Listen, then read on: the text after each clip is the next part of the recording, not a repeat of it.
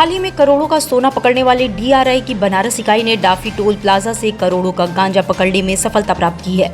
इस दौरान 3 तस्करों को भी गिरफ्तार किया है, जिसमें से 2 पंजाब और 1 बिहार का रहने वाला है। बता दें कि 5 कुंतल गांजे को प्लास्टिक की बोरियों में भरकर स्पंज आयरन में छुपाया गया था। पकड़े गए गांजे की कीमत अंतर्राष्ट्रीय बाजार में करोड़ों में है।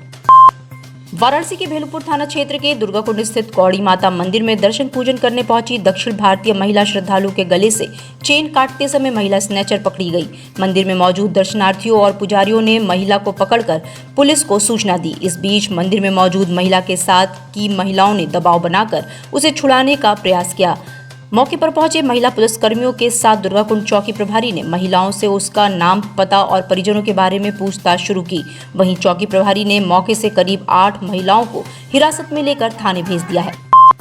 वाराणसी के राजा तालाब थाना क्षेत्र के मोहनसराय चौकी अंतर्गत हाईवे पर शुक्रवार की सुबह अज्ञात वाहन की चपेट में आने से बाइक सवार दंपति की मौत हो गई। महिला की मौके पर ही मौत हो गई थी, वहीं पति ने अस्पताल ले जाते समय दम तोड़ दिया। पुलिस के अनुसार दोनों मिर्जा मुराद थाना क्षेत्र के करधना भटपुरवा के रहने वाले थे। फिलहाल पुलिस ने परिजनों को सूचना देकर शव को मर्चरी भिजवा दिया है। आजादी के महत्वपूर्ण योगदान रखने वाले नमक सत्याग्रह पर बनारस रेल इंजन कारखाना में शुक्रवार को एक वृत्त चित्र का प्रदर्शन किया गया। आजादी के अमृत महोत्सव कार्यक्रम के अंतर्गत ये आयोजन हुआ। प्राचार्य राम जन्म चौबे एवं सहायक कार्मिक अधिकारी पीयूष मिंज के दिशा निर्देश में प्राविधिक प्रशिक्षण केंद्र के ऑडिटोरियम में इस आयोजन का शुभारंभ किया गया। भारतीय प्रौद्योगिकी संस्थान बीएचयू के 10वें दीक्षांत समारोह का आयोजन रविवार को स्वतंत्रता भवन में किया जा रहा है। उक्त समारोह के मुख्य अतिथि इसरो चेयरमैन और विभाग के सेक्रेटरी सोमनाथ एस और बोर्ड ऑफ गवर्नर के चेयरमैन पद्मश्री डी कोटा हरिनारायण होंगे। समारोह में कुल 58 विद्यार्थियों को 84 मेडल और पुरस्कार प्रदान किए जाएंगे। समारोह में संस्थान के विभिन्न पाठ्यक्रमों के 1576 मेधावी छात्रों को उपाधि प्रदान की जाएगी। दीक्षांत समारोह में 188 से अधिक शोधार्थियों को डिग्री भी दी जाएगी। जो हमारे मेजर हाइलाइट्स हैं इस कॉन्वोकेशन के, तो उनके बारे में प्रेस को ब्रीफ करने के लिए। तो इस बार कितने छात्रों को मेडल और कितने छात्रों को उपाधि दी जाएगी? और आपका एमटेक और आपका आईआईटी भी? हमारे यहाँ इस बार 84 मेडल्स हम टोटल दे रहे हैं, जो 58 स्टूडेंट्स को जा रहे हैं। और इसमें जो टोटल इस बार उपाधि दी जाएंगी वो 1610 हैं। इसमें बीटेक हैं, एमटेक हैं और आईडीडी के स्टूडेंट्स हैं, प्लस पीएचडी स्टूडेंट्स हैं। तो पुराने स्टूडेंट्स को भी उपाधि दी जाएगी? उनको उपाधि नहीं दी जाएगी, उनको जो हमारा एक डिस्टिंग्विश एल्यूमिनस अवार्ड एक है वो दिया जाएगा। उसमें 3 पुराने छात्र हमारे इस बार आ रहे हैं पर्सनली, तो उन तीनों को हम इस कॉन्वोकेशन में उस अवार्ड से सुशोभित करेंगे। सर इस बार सर मुख्य अतिथि कौन? हमारे इस बार मुख्य अतिथि इसरो के चेयरमैन हैं श्री सोमनाथ एस, जो अभी उन्होंने चार्ज लिया है इसरो का, तो वो हमारे मुख्य अतिथि हैं। सर ये कार्यक्रम सर किस स्थान पर होगा? ये स्वतंत्रता भवन बीएचयू परिसर में 10 तारीख को 10 बजे शुरू होना है। लेह लद्दाख और काशी के बीच पश्मीना हस्तशिल्प नई पहचान पाने को तैयार है। पहली बार पश्मीना उत्पादों का उत्पादन लेह लद्दाख और जम्मू कश्मीर के क्षेत्र से बाहर काशी में किया जा रहा है। मेड इन वाराणसी पश्मीना उत्पादों की बिक्री खादी एवं ग्राम उद्योग आयोग देश भर में अपने 8000 शोरूम और ऑनलाइन पोर्टल के माध्यम से करेगा। कुशल खादी बुनकरों द्वारा तैयार प्रीमियम पश्मीना उत्पादों का लोकार्पण शुक्रवार को सर्किट हाउस में केवीआईसी अध्यक्ष विनय कुमार सक्सेना ने किया। इस दौरान मंत्री रविंद्र जायसवाल व विधायक सौरभ श्रीवास्तव भी मौजूद रहे। सर्किट हाउस पर अंडरग्राउंड पार्किंग बनने के बाद अब ट्रैफिक पुलिस ने कचहरी के बाहर खड़ी गाड़ियों को पार्किंग में भेजना और चालान करना शुरू किया है, जिसके बाद जिला मुख्यालय से लेकर आम्बेडकर चौराहे तक वाहनों का सड़क के किनारे पार्क करना खत्म सा होता दिखाई दे रहा है। पर पुलिस की इस सख्ती का असर सिर्फ न्यायालय परिसर के बाहर देखने को मिल रहा है, क्योंकि इधर 2 दिनों में डीएम पोर्टिको के आसपास अवैध पार्किंग पनप उठी है। ये गाड़ियां ज्यादातर वकीलों की हैं, जिनकी मांग है कि उन्हें 100 रुपए महीने का पास जारी किया जाए, अन्यथा वो ऐसे ही गाड़ियां पार्क करेंगे। स्टैंड का निर्माण करवाया गया है और जो आदेश दिया जा रहा है कि अधिवक्ता गाड़ी उसमें खड़ा करें। पहली नंबर बात, जिला प्रशासन से मैं बता देना चाहता हूँ कि जो युवा अधिवक्ता हैं या जो बुजुर्ग अधिवक्ता हैं, वो अपने वकालत के कमाई से घर चलाते हैं। जिला प्रशासन महोदय की तरह उनका सरकारी सैलरी नहीं आता है। मनमाना ढंग से जो स्टैंड का वो फीस रखे हैं कि 2 घंटे का 100 रुपया, 3 घंटे का जो भी रुपया है वो अधिवक्ताओं के पॉकेट खर्च से बाहर का खर्च है। अधिवक्ताओं को तभी गाड़ी उसमें स्टैंड में तभी गाड़ी खड़ा होगा जब अधिवक्ताओं के लिए 100 रुपया महीने का पास बनाया जाएगा।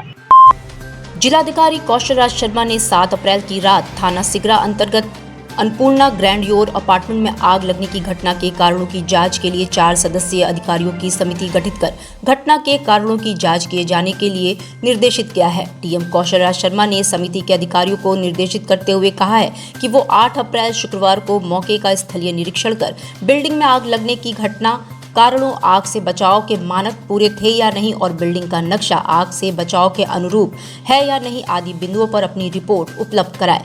बता दें, काशी विद्यापीठ रोड स्थित अन्नपूर्णा ग्रैंडयोर अपार्टमेंट में गुरुवार की रात भीषण आग लग गई थी। चौथे तल पर स्थित फ्लैट नंबर 401 से शुरू हुई आग ने आसपास के 3 और फ्लैट को अपने जद में ले लिया था। गनीमत ये रही कि पुलिस और फायर ब्रिगेड कर्मचारियों की तत्परता से इस भीषण अग्निकांड में कोई भी हताहत नहीं हुआ। चैत्र नवरात्र के 7वें दिन भक्त भगवती के कालरात्रि रूप का दर्शन कर रहे हैं। मां का प्राचीन मंदिर कालिका गली में है। भोर से ही भक्त माता का दर्शन कर निहाल हो रहे हैं। कालिका गली में स्थित मंदिर में मंगला आरती के पहले माता कालरात्रि का पारंपरिक श्रृंगार किया गया और उसके बाद मंगला आरती की गई। इस दौरान भक्तों की लंबी लाइन माता के दर्शन को आतुर दिखाई दी। माता के पट खुलते ही पूरा इलाका माता के जयकारे से गुंजयमान हो गया। इस दौरान चारों तरफ माता के जयकारे से मंदिर परिसर गूंजता रहा।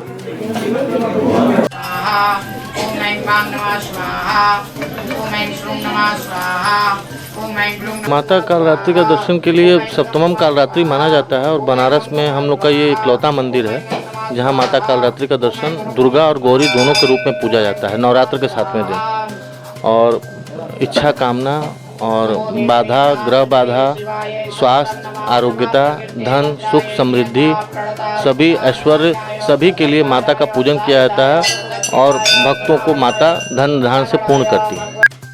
स्थानीय प्राधिकारी एमएलसी चुनाव 2022 के लिए शुक्रवार को पहाड़िया मंडी से पोलिंग पार्टियां रवाना हुई। वाराणसी में इस चुनाव के लिए 11 बूथ बनाए गए हैं। इसके पहले जिला निर्वाचन अधिकारी डीएम कौशल राज शर्मा ने सभी पोलिंग ऑफिसर्स और टीम को ब्रीफ किया। उन्होंने पहाड़िया मंडी में सभी 11 पीठासीन तथा स्टैटिक मजिस्ट्रेटों को कल 9 अप्रैल को होने वाले निर्वाचन से संबंधित ट्रेनिंग दी और पूरी प्रक्रिया की एक-एक बारीकी बताई। उन्होंने ट्रेनिंग के दौरान ऐसे सभी महत्वपूर्ण बिंदुओं पर ध्यान देने की जरूरत पर जोर दिया जहां से किसी भी प्रकार से गलतियां हो सकती हैं तथा मतदान के दौरान किसी मतदाता द्वारा अनजाने में अथवा जानबूझकर कोई गड़बड़ी की जा सकती हो। चुनाव का परिणाम 12 अप्रैल को आएगा। आज 8 तारीख को सारी पोलिंग पार्टीज को यहाँ वाराणसी मंडी समिति से रवाना किया जा रहा है। वाराणसी में कुल 11 बूथ हैं। उन 11 बूथ के लिए सभी पोलिंग पार्टियों को अभी यहाँ पे ब्रीफिंग दी गई है। सारी चीज़ों की फाइनल 3rd ट्रेनिंग दोबारा से दी गई है और सारी चीज़ें समझाने के बाद उनको छोटी गाड़ियों में सेक्टर मजिस्ट्रेट और पुलिस के एस्कॉर्ट के साथ अब रवाना किया जा रहा है। 1 घंटे में ये सारे लोग बूथ पे पहुंच जाएंगे, फिर रात्रि में वहीं पे विश्राम करेंगे। कल सुबह 8 बजे से 4 बजे तक पोलिंग इनको करवानी है। उसके लिए सारी व्यवस्थाएं कल की भी इनको समझा दी गई हैं। स्टैटिक मजिस्ट्रेट वहाँ पे एक मजिस्ट्रेट हर बूथ पे सीनियर एसडीएम एसीएम रैंक के अधिकारियों को बनाया गया है। उनको भी ब्रीफिंग देके आज शाम को वहाँ भेजा जाएगा। वो दोबारा निरीक्षण करेंगे और कल सारे दिन साथ रहेंगे। इसके अलावा जोनल सेक्टर मजिस्ट्रेट और जोनल सेक्टर पुलिस ऑफिसर्स भी बृहद मात्रा में बना दिए गए हैं, जो बूथ के आसपास और बूथ के क्षेत्रों में भ्रमणशील रह के देखेंगे कि किसी लॉ एंड ऑर्डर की स्थिति उत्पन्न ना हो। कुल मिला के तीनों जिले, जिसमें चंदौली और भदोही भी शामिल है, 3 जिले की ये एक सीट है जिसकी केवल वाराणसी की पोलिंग पार्टी यहाँ से भेजी गई हैं। चंदौली और भदोही जिलों की पोलिंग पार्टी उन्हीं जिलों के द्वारा भेजी गई हैं। कल वो पोलिंग करवाने के बाद जब बैलेट बॉक्स प्राप्त होंगे, उन सारे बैलेट बॉक्स को एक साथ ला के यहाँ मंडी समिति पे जमा करवाएंगे। उसके बाद उन दोनों जिलों में कोई एक्टिविटी नहीं होनी है। मतगणना का काम यही मंडी समिति में ही मतगणना कक्ष बना के कराया जाएगा, जो कि 12 तारीख को निर्धारित है। यहाँ पे जब कल बैलेट बक्से जमा होंगे, उसके बाद कैंडिडेट के रिप्रेजेंटेटिव बैठ के लगातार 3 दिन तक सुरक्षा व्यवस्था भी देख सकते हैं। उसके लिए टेंट आदि की व्यवस्था करा दी गई है। रिप्रेजेंटेटिव्स के नाम मांगे गए हैं ताकि उनके पास जारी करा दिए जाएँ और कुल मिला के सबको कॉन्फिडेंस में लेते हुए ये काम कराया जा रहा है और उम्मीद है कि सारा का सारा इलेक्शन बड़े ही पीसफुल तरीके से कल संपन्न होगा।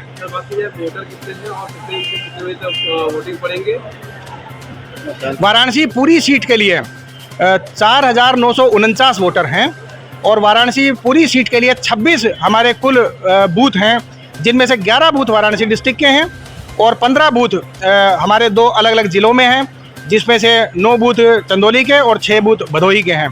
कुल मिला के 26 बूथ, 4,949 वोटर हैं और 3 कैंडिडेट मैदान में हैं, जिनमें 2 राष्ट्रीय पार्टियों के हैं, एक हमारे स्थानीय राज्य स्तरीय पार्टी के हैं और एक निर्दलीय हैं।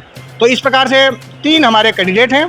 3 कैंडिडेट के बैलेट पेपर छप के आ चुके थे, जिनको वितरित करवा दिया गया है।